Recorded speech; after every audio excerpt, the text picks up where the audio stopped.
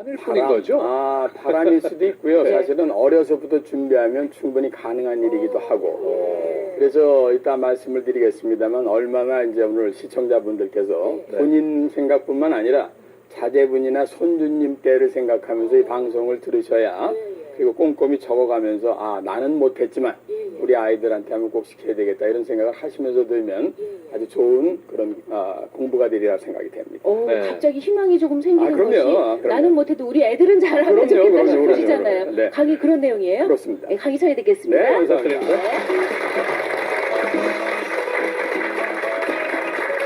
네, 여러분들 오랜만에 뵙겠습니다. 제가 이제 아침마당에 6번째인가 출연을 하는데 늘 여러분들 만나뵈면 늘 반갑습니다. 왜냐하면 제 얘기가 많은 분들한테 전파가 돼서 지금도 저희 홈페이지에 계속 질문하시는 분들이 많습니다. 오늘도 방송 듣고 궁금하신 거 있으면 저희 세계화전략연구소 이렇게 치시면은 다 들어오실 수 있으니까 질문하시면 제가 다 답변 드릴 테니까 편안하게 보시기 바랍니다. 자, 우선 오늘 평생 돈 걱정 없이 사는 법. 사실 굉장히 어렵지요. 그러나 준비를 하면 주어진 조건 안에서 최선을 다해서 최적의 것을 찾을 수 있는 방법은 분명히 있다. 이런 것이기 때문에 오늘 강의가 되는 겁니다. 자, 우선 두 가지 사자성어를 갖고 출발하겠습니다. 첫 번째 제가 제일 좋아하는 사자성어 중에 하나가 초윤장산이란 말입니다. 이거 한 2500년 전부터 중국에서 시작된 말인데 초윤장산, 추추돌 초자에 물기가 흐른다는 윤자, 그 다음에 장자, 우산 산자입니다. 쉽게 말씀드리면 외국 예전에 이제 선인들이 외출을 할 때 또 이게 대청마루에 서가지고 대들보 봅니다. 대들보가 축축해. 그럼 무슨 뜻이에요? 비가 올 가능성이 높겠구나. 그러면 우산을 준비한다. 우리의 미래가 어떻게 되느냐에 따라서 여러분들도 지금부터 거기에 맞게 준비를 해야 된다. 이런 얘기 아니겠습니까? 굉장히 저희 가슴에 와닿는 사자성어죠. 두 번째 사자성어는 대관소찰입니다. 이게 큰 숲을 보고 나무를 보고 가지를 봐라. 이파리를 보고. 여러분들 가정경제는 이파리에 해당됩니다. 거기에 줄거리를 쫙 쫓아서 올라가면 나무가 있고 숲이 있습니다. 나 혼자 잘해서 되는 게 아니라 우리 나라가 잘 돼야 되고 세계 경제가 잘 돼야 되기 때문에 그래서 대관소찰하는 자세를 늘 가지셔야 여러분이 우린 여기까지 왔구나. 앞으로 이렇게 되는 거로구나. 다른 나라에 비해서 우리나라는 이렇게 가고 있구나 하는 걸 먼저 인식을 하셔야 가정경제에서도 솔루션이 나온다 하는 말씀을 제가 먼저 드리면서 오늘 강의 시작하겠습니다. 우선 대관소찰에 그래서 세계 경제 흐름을 잠깐 말씀을 드려야 됩니다. 지금까지 세계 경제가 아주 주춤주춤거렸죠. 굉장히 주춤주춤거렸습니다. 그런데 작년부터 이제 세계 경제가 3.1% 성장해서 금년에 3.3% 정도 성장을 할 것 같으니까 세계 전체는 경제 성장률이 올라간다. 이건 한국에 유리한 거예요? 불리한 거예요? 유리한 거죠. 그 다음에 각 나라로 보면 이 미국이 전 세계 큰 엔진이거든요. 약 27%의 경제력을 갖고 세계를 돌립니다. 1945년도 2차 세계대전 이후에는 미국이 전 세계 경제의 약 50%까지 차지했었어요. 많이 준 거지. 그래도 한국에 끼치는 영향이 큽니까? 작습니까? 큽니다. 그럼 여러분 자동차 타고 나갈 때 엔진 보셔야 됩니까? 안 보셔야 됩니까? 보셔야 됩니다. 근데 많은 분들이 나하고 미국하고 무슨 상관이 있어? 이렇게 생각하시는 건 근본적으로 잘못된 거다 이 말이야. 그 엔진이 작년부터 이제 슬슬 예열을 시작하더니 경제 성장률이 아주 좋아지기 시작해서 2.2%에서 금년에 3.0%로 쫙 올라갈 기세를 보이고 있다. 한국에게 유리한 거예요? 불리한 거예요? 유리하다 이런 얘기입니다. 그리고 여러분들이 잘 아시는 중국 같은 나라가 약 7.2% 경제 성장률을 그래도 유지하고 있는데 이건 과거에 두 자릿수를 하다가 지금 떨어지긴 했어도 워낙 덩치가 큰 녀석이 7.2% 성장을 하니까 이거 만만치 않게 한국에는 도움이 된다 이렇게 보시면 됩니다. 그리고 마지막 하나 유심히 보셔야 될 나라가 인도입니다. 공식 인구가 벌써 11억 지나가죠. 대단한 나라들이야. 중국은 13억, 두 나라 합치면 24억, 전 세계 인구가 70억. 그럼 도대체 얼마야? 그러니까 이 두 나라가 얼만큼 움직이느냐에 따라서 세계의 판도가 앞으로 다 바뀐다 하는 거를 늘 염두에 두셔야 됩니다. 이 인도가 5.4%의 경제 성장률을 작년에 보였었는데 올해 6.3% 정도 보일 것 같으니까 전 세계에다가 불을 좀 많이 지필 가능성이 높다. 이렇게 보시면 여러분이 되시는 겁니다. 결론적으로 말씀드리면 세계 경제는 작년 재작년보다는 이제 좋은 방향으로 이렇게 올라가고 있는 중이다. 대관됐죠? 소찰하겠습니다. 이게 한국 경제입니다. 한국은 2013년인가 재작년이죠. 경제 성장률이 3.0%였습니다. 그런데 2014년도 작년에는 3.3%였는데 금년에는 한국은행 자료에 따르면 3.4%고요. 일반 여러 무슨 연구소에서 발표되는 거 보면 3.7%, 3.8%까지 긍정적으로 나오는 데도 꽤 있습니다. 근데 이건 보수적으로 잡아서 3.4%니까 작년보다는 좀 좋아질 것이다. 이렇게 보시면 됩니다. 이제 소찰했습니다. 그래서 따라서 한국 경제 전망은 세계 경제와 함께 큰 무리 없이 일단은 바닥에서부터 올라갈 가능성이 높아지고 있다. 이렇게 여러분들은 마음속에다 두시고 그러면서 제 강의를 들어두시는 게 좋습니다. 우리나라가 재작년 2013년 말에 1인당 국민소득이 26,000달러 정도 됐었는데 2014년도에 1인당 국민소득이 28,000달러입니다. 많이 올랐죠? 근데 2015년 말이 되면 현재 공식적으로 IMF가 됐든 외국이 됐든 모든 기관이 발표하는 거 보면 한국은 3만 달러에 진입을 할 것이다. 이렇게 되어 있습니다. 이 3만 달러가 굉장히 중요한 겁니다, 여러분. 3만 달러가 되면 세계에서 보면 선진국에 들어가는 것이다. 이렇게 보거든요. 전 세계는 3만 달러 이상 되는 나라가 약 20개 정도 되는데 우리가 거기다 발을 턱 집어넣기 시작한다. 근데 중요한 거는 이 3만 달러에 들어가도 같은 3만 달러가 아니에요. 중요한 건 이렇게 30, 50 클럽이다 하는 게 있는데 말이죠. 이게 뭐냐면 30, 30,000, 3만 달러 이상 된 국민소득을 가진 나라가 50 밀리언, 국민이 5천만 국민이 된 이런 나라가 전 세계 7개밖에 없습니다. 그죠? 이거는 굉장히 중요한 겁니다. 미국, 일본, 영국, 독일, 프랑스, 이태리 다음에 한국이요. 이거는 합치면 곱하기 하면 1조 5천억 달러 정도의 GNP가 되는 거니까 이 떡벌이가 아주 좋아지는 거죠. 그러니까 우리나라는요, 전반적으로 세계 경제 속에서 보면은 상당히 안정세를 취하고 있는 겁니다. 그런데 요즘에 왜 이렇게 살기가 팍팍하냐? 이렇게 질문하고 싶으시죠? 좋은 질문이에요.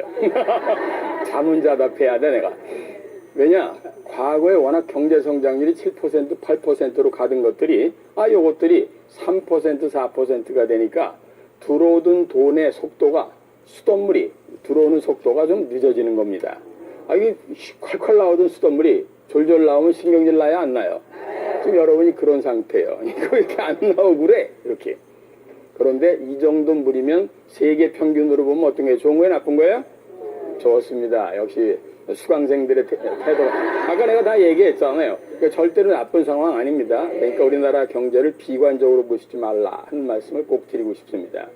앞으로 이 상태 된다면 2025년도가 되면은 약 5만 달러 정도 되면서 전 세계 진짜 강력한 7대 강국이 될 것 같단 말이에요.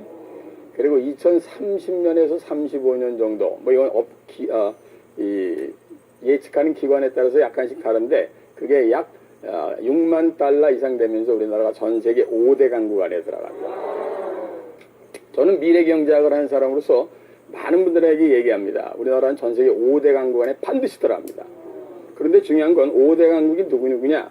동양에 3나라가 있어. 한국, 중국, 일본. 서양의 2나라야. 미국하고 아마도 저쪽에 있는 독일이 될 것 같습니다. 자, 그러면 힘이 서양으로부터 동양으로 쫙 옮겨지고 앞으로는 미국과 중국 이 2나라가 G2라고 그래서 아주 맞짱을 뜨게 돼 있다. 그러니까 여러분은 항상 미국과 중국의 움직임을 잘 보셔야 돼요? 안 보셔야 돼요? 보셔야 됩니다. 그게 한국의 직격탄을 날리거든요. 그러면서 여러분들이 신문을 보시면서 이렇구나 하는 것을 늘 느끼시기 바랍니다. 자, 중요한 거는 우리가 선진국에 들어가면 다 좋은 거냐? 여기에 퀘스천 마크를 던지셔야 됩니다. 그렇지 않다는데 문제가 있을 수 있다 이 말이에요. 이게 뭐냐면은 선진국에 들어가면 반드시 선진국 증후군이라는 게 생기고요. 선진국 병이지. 이게 큰 병이 있어요. 그 중에 하나가 오래 사는 겁니다. 아이고, 요새 이거 60이 나이입니까? 60 먹어갖고 경로당 가면 김군 물 떠와 이거 해요. 그럼 어디 가서 노인이요 이런 얘기도 못해. 안 그래요? 우리나라가 60년대 평균 수명이 53세였습니다. 1970년대 우리나라 평균 수명이 56세에서 그 다음에 63세입니다. 그 다음에 1990년대 71세야. 지금 80세입니다. 근데 앞으로는 몇 세가 될 것 같으냐 이 말이에요. 그럼요. 100세 시대가 이거 금세 다가옵니다. 이게 첫 번째 큰 좋으면서도 우리에게 줄 수 있는 부담감이다.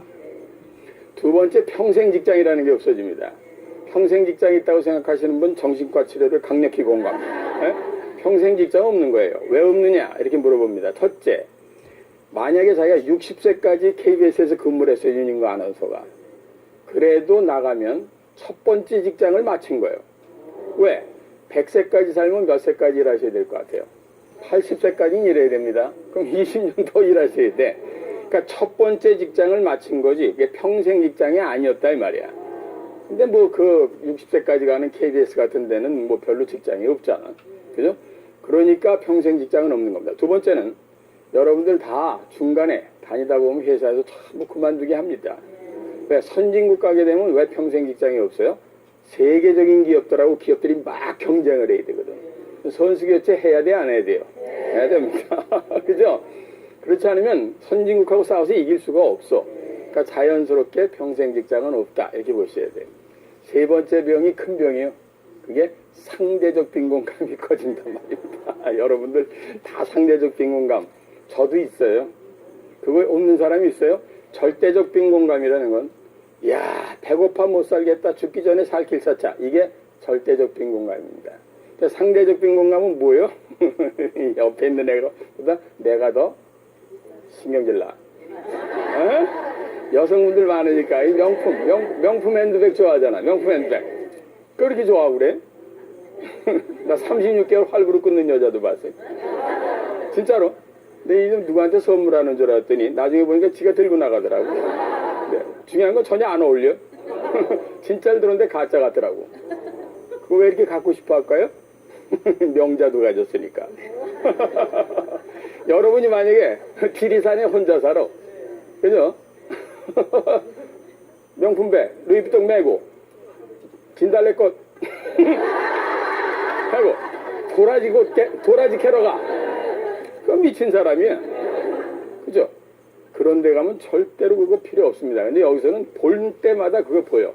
이 상대적 빈곤감이라는 게 너무 힘든 거야. 그래서 선진국 가게 되면은 오래 살아야 되는데 평생 직장은 없어지고 상대적 빈곤감이 커진다. 정리되셨어요? 그래서 평생 돈 없이 살려면은 미리미리 준비를 하지 않으면 안 된다 이 말이야. 갈수록 부익부 빈익비는 커져요. 커집니다. 그래서 여러분들께서는 오늘 제 방송을 들으시면서 자기의 본 현실을 한탄하실 게 아니라 여기서부터 무엇을 할 것인가를 잘 여러분들이 가족끼리 머리를 맞대고 생각을 하시는 좋은 계기가 됐으면 좋겠고요. 가급적 방송을 오늘 본방을 못 봤다면 부근하고 그리고 자제분하고 다시 보기 되잖아. 돈도 안 받아요. 그러니까 다시 보기를 다시 보시면서 가족들이 반드시 방송을 다시 한번 보시기 바랍니다. 왜냐? 가족이 합심을 하지 않으면 안 되는 시대가 다가오고 있기 때문입니다. 자, 우리가요 평생 돈 걱정 없이 사는 법 첫 번째 가장 중요한 게 여러분 스스로가 라이프 플랜을 미리 세워라. 그러니까 평생의 계획을 지금부터라도 세우고 아이들은 사회 나갈 때부터 세우기 시작해라 이런 뜻입니다. 근데 그런 게 있어요 없어요? 없어요. 그냥 하루 살기 바쁘다고 돌아다닙니다. 열심히 해. 그런데 제대로 잘 열심히 안 한다 이 말이에요. 누가 열심히 곡괭이질 하는 거야 하루 종일. 근데 어떤 놈이 포크레인을 타고 왔어. 되는 거야 안 되는 거야? 안 되죠. 우리가 그럴지도 모른다 이 말이니까 오늘 강의에서 야 나는 삽질하고 있는 사람인가 포크레인을 타고 오는 사람인가 포크레인을 타려면 어떻게 타야 되는가 이거를 오늘 여러분이 가져가시는 게 중요하다 하는 말씀을 드리고 싶습니다. 자, 라이프 플랜을 미리 세웁니다. 우선 어릴 때부터 경제교육을 시키는 게 대단히 중요합니다. 미국 같은 데는 8세부터 경제교육이 이미 학교에 학과목에 들어가 있어. 근데 우리나라는 돈 얘기하면 우선 꿀밤 맞습니다. 애가 무슨 어려서부터 돈을 따지고 잇, 잇. 저도 그렇게 자랐어요. 성공 잇, 잇. 그런데 앞으로는 경제전쟁 시대고 완전히 돈이라는 건 평생을 쫓아다니면서 자기를 괴롭히는 양날의 칼과 같다. 잘 쓰면 너무 좋은 건데 또 잘못 쓰면 큰일 납니다. 따라서 여러분들께서는 어릴 때부터 아이들에게 경제교육을 시킬 수 있는 방법을 찾으셔야 됩니다. 자, 그래서 우리들이 어린이 경제신문 같은 것도 요즘에 있고 어린이들 상대하는 캠프들도 많습니다. 어머님들이 그런 거 찾아보시고 손주님들이나 또 자제분들 보내실 수 있는 사람이 있으면 보내는 게 좋다. 두 번째는 밥상머리 대화를 좀 많이 하실 필요가 있어요. 여러분들 잘 아시는 빌 게이츠 아시죠? 네, 빌 게이츠는 자기 자서전이나 여러 강의 때 얘기합니다. 자기가 이렇게 큰 사람이 되고 경제적으로 부유하게 된 것은 아버님 덕분이다. 아버님이 유명한 로펌, 한국으로 치면 변호사 회사의 사장이었는데 반드시 밥상에서 대화를 많이 나눠주면서 자 아들아 오늘 세계 경제는 어떤 것 같으냐, 미국은 어떤 것 같으지, 중국은 어떤 것 같아 하고 대화를 계속 나눠주셨다 이 말이야. 어렸을 때부터.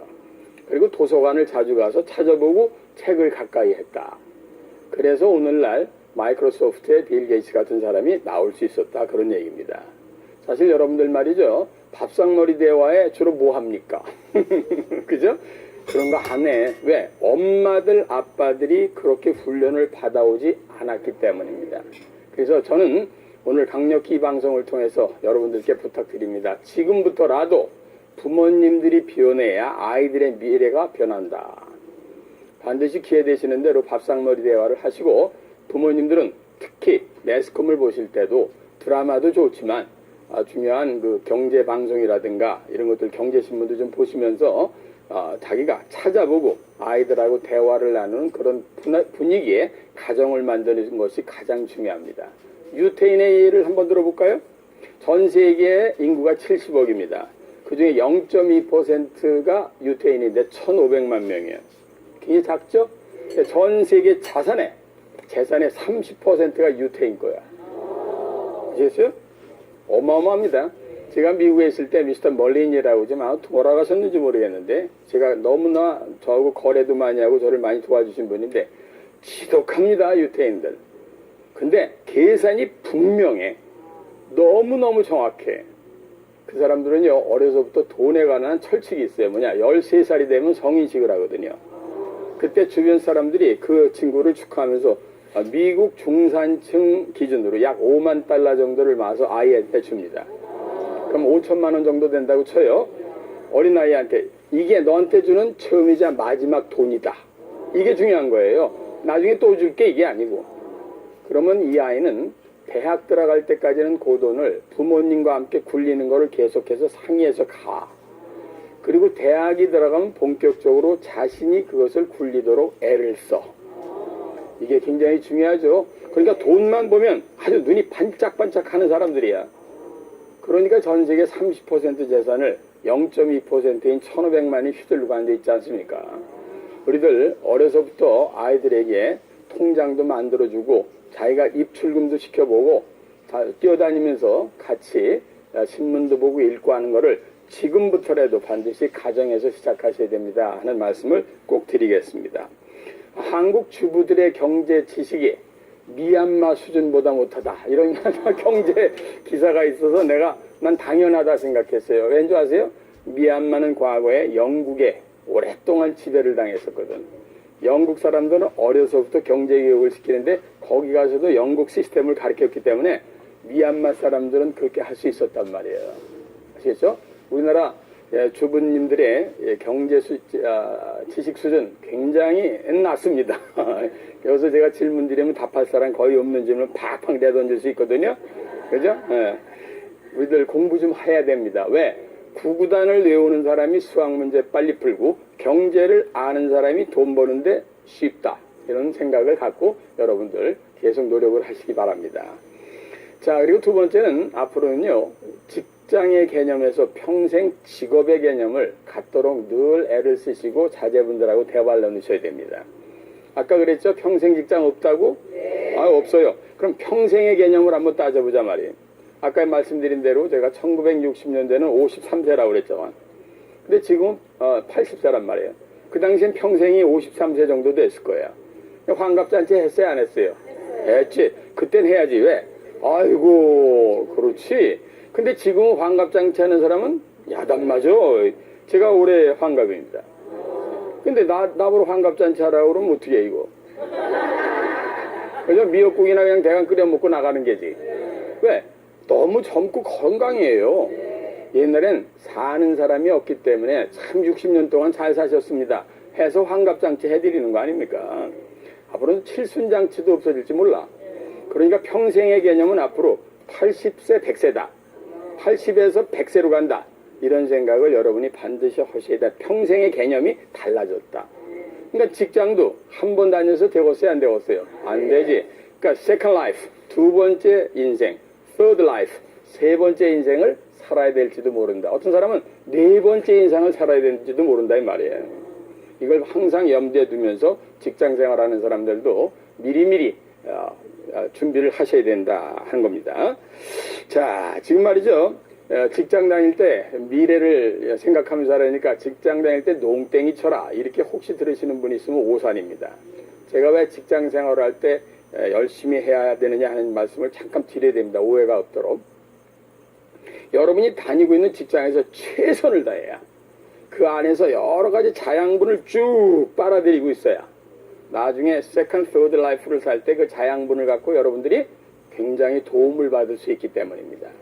그래서 현 직장에 최선을 다하되 그거를 가지고 나중에도 반드시 무엇인가 써먹을지 모르니까 다 널리 적고 기록해두고 그 다음에 보관할 건 보관해두고 해서 나중에 자기가 조그만 사업을 하든지 무슨 다른 직장에 가더라도 그것을 반드시 활용할 수 있도록 준비를 해라 이런 뜻이다 하는 것을 잊지 마시기 바랍니다.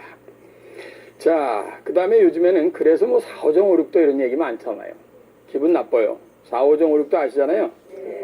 40세 50세 정년 5, 6도 50세 60세까지 일하면 도둑놈. 이거 기분 나쁜 말이야. 그러나 사실인 거 어떡하냔 말이에요. 저도 직장생활 우리나라의 3대 그룹에서 25년간 했어요. 최연소 이사도 하고 뭐 잘 나갔지. 근데 결국은 그만둡니다. 그 당시 저하고 같이 다니던 사람들 지금 다 청계산 가 있어. 야호 이러고. 미리 준비를 안 하니까 나중에 할 일이 없는 거예요. 근데 우리 같은 사람은 미래를 준비를 했거든. 그러니까 지금도 이렇게 쌩쌩하게 강의를 하고 여러분들하고 호흡을 같이 할 수 있다. 이런 생각을 늘 하시면서 두 분이 됐든 여러분이 됐든 자제분들 있을 때는 반드시 미래를 준비하는 그런 자세를 가지시면서 사셔야 된다. 이런 말씀을 꼭 드리고 싶습니다. 자, 이 다음에는 수입을 가족들이 극대화시킬 수 있도록 애를 써야죠. 그리고 비용을 최대한 줄일 수 있도록 애를 써야죠. 그래서 수입이 난거해서 비용을 줄인 거를 빼면 미래를 위해서 저축과 투자가 되는 거 아니겠습니까? 이걸 잘해야 됩니다. 여기에 대해서 조그맣게씩 짝에서 한번 말씀을 좀 드려볼까 합니다. 우선요, 가족이 모이십시오. 어려운 집일수록 가족이 머리를 맞대야 됩니다. 요즘에 아버님들이죠, 다 자기가 짊어지고 하려고 그래. 그러지 마세요. 그냥 자기가 어렵다 그러면 부인이 됐든 아이들을 다 마놓고 지금 우리네 상황이 이렇다. 자, 우리 서로 뭘 좀 도와줄 수 있겠냐 하고 가족이 머리를 맞대야 됩니다. 이거 굉장히 중요하거든요. 그래서 부모는요, 제2의 인생, 제3의 인생을 무엇인가 하셔야 돼. 퇴직하셨어. 지금 말이죠. 할 일이 없다고요? 죄송하지만 할 일 많습니다. 본인이 눈높이가 높아서 안 가는 거야.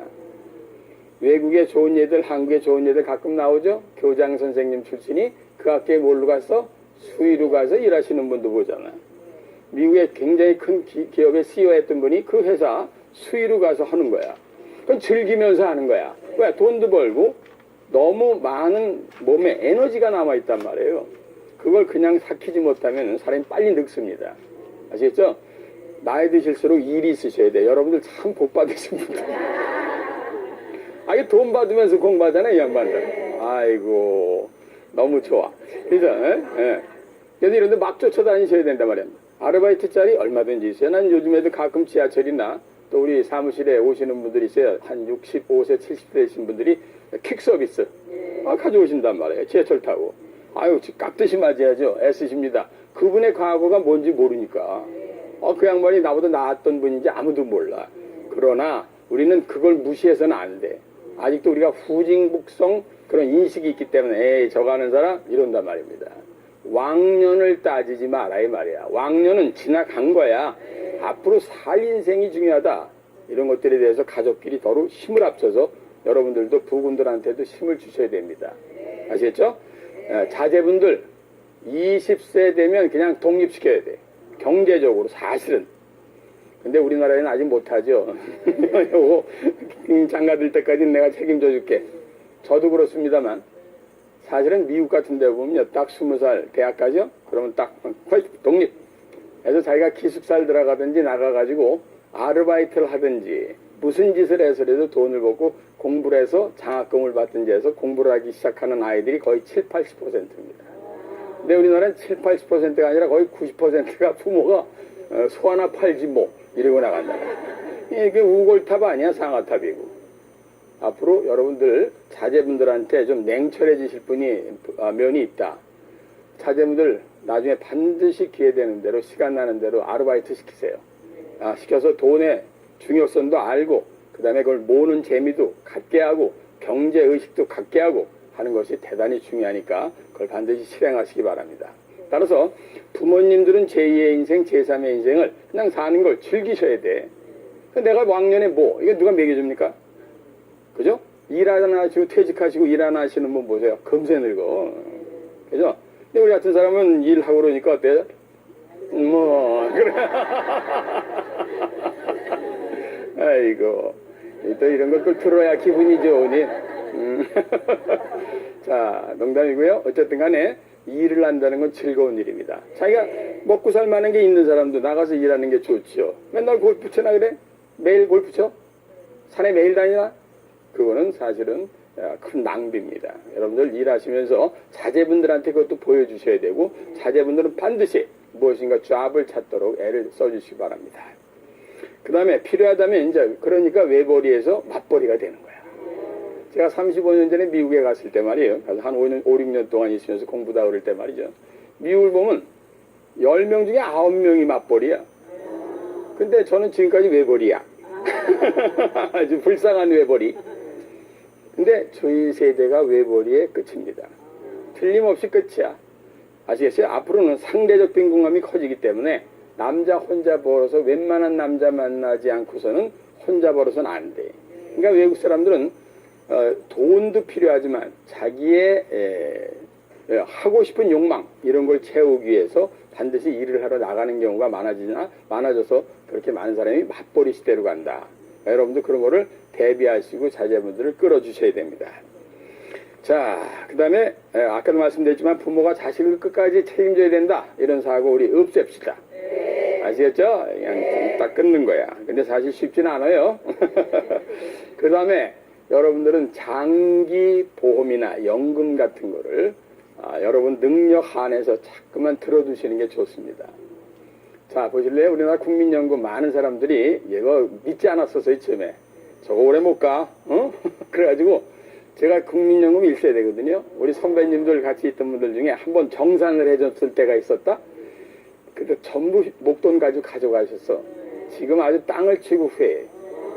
저는 내년부터 받거든요. 뭐 140만 원인가 준대. 네. 근데 그 다음부터 죽을 때까지 준대. 네. 그 나중에 집사람 준대. 70%인가 뭐 이렇게 주잖아요. 그런 거 없습니다. 근데 많은 사람이 한국을 못 믿는 거야. 여러분 한국 믿으세요.